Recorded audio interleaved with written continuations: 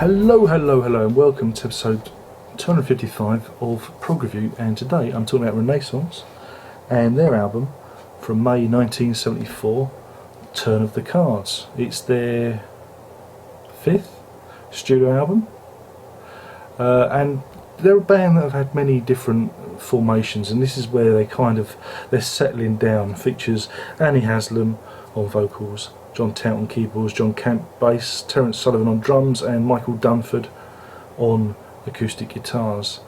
Again, they're not really a band that are like, I don't know if they've really got made that much of an impact. I'd say, to be rude, I'd say they're probably a poor man's Curved Air. But I really do like this album. I've got a couple of records, and this is the one that I tend to like. Describing it, progressive rock. Progressive rock is usually like rock with a bits of classical. This is more like classical with bits of rock. Lots of big themes. I think they kind of steal stuff from or stylistic stuff from Debussy. There's lots of sweeping kind of strings and melodies, and I really do like Running Hard. I really do like that. It's really good, flyaway track, and it resolves itself with an ending I'm sure I've heard somewhere before. It's so familiar, but then classical music can be like that sometimes.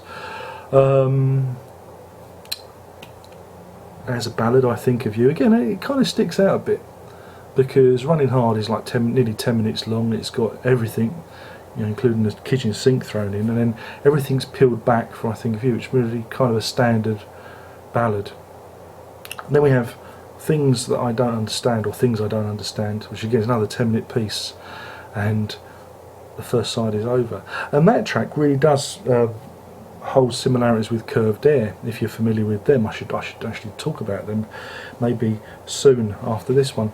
And again, I quite like that one. It's a raucous track. Again, everything has this very big forward momentum.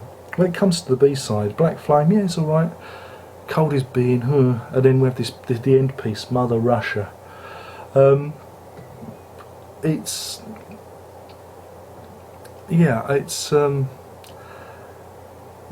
a strange track. It's about based on a Russian writer. I'm not even going to attempt to say his name.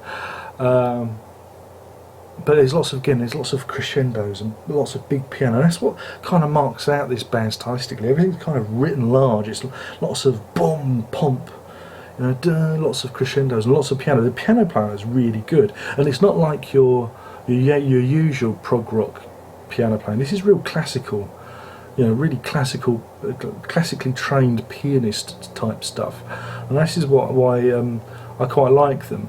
It's not someone just honking away at the old Joanna. Plus, Annie Haslam's voice is pretty cool. But yeah, Mother Russia tends to run out of steam on the B side of the record. But the first side of it for me is, that's where the meat and potatoes are, if you know what I mean. I think they're a largely forgotten band now. I think they're often overlooked, and if you go onto eMusic, you can catch some of their mid-period pieces, including this one and Sherazade. I nearly coughed then. Excuse me. You can pick up those two on eMusic if you have an account with them. I do. Thoroughly recommend it. And it's more symphonic rock. I think we can call it, without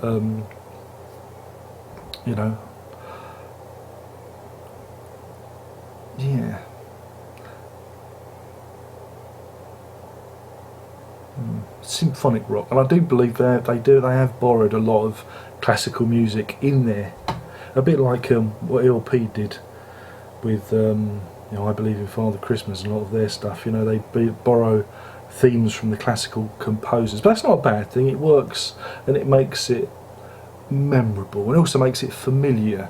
You think, I've heard this somewhere before, it's a strange feeling. I get that sometimes with records. You hear it and you think, have I heard this in the past when I was a child? But no, it's because they've borrowed stylistically from other places, and you know, there's a familiarity about it. In terms of a rating, I mean, he's probably my favourite one of theirs. But like I say, it does run out of steam on the B side. But you know, Herbie likes it. He dances to this one. Oh dear, how can I? I'm going to give this 3.5. I haven't used a half for a long time. 3.5 Mother Russias out of 5 for this. And I think it's a lot of people recommend Scheherazade as their best album, but I just prefer this one. But maybe I'll look at that one the next time. But yeah, I mean, give them a go. If you like Curved Air, you'll probably like Renaissance. If you like Renaissance, you'll probably like Curved Air. If you're not familiar with the two of them, both got female vocalists. I was going to do a strand on females in the prog, but I thought it might be a little bit of a short series. So yeah, that's it. A bit of a short one today. It's funny because I've listened to this album over and over again. I've listened to it loads of times, but sometimes I just find it really hard to to gather my thoughts. Maybe I'm just running out of thoughts. Maybe that's it. But yeah, Turn of the Cards. It's the one I like the most. I would like to explore more of their back catalogue to see where it goes. And that's that really. So, hope you enjoyed that one. My name's been Darren Locke, and I've been talking about Renaissance and their 5th album, A Turn of the Cards. Yeah. And check it out. Only one more thing to say. Are you ready? Good. And that is, prog on.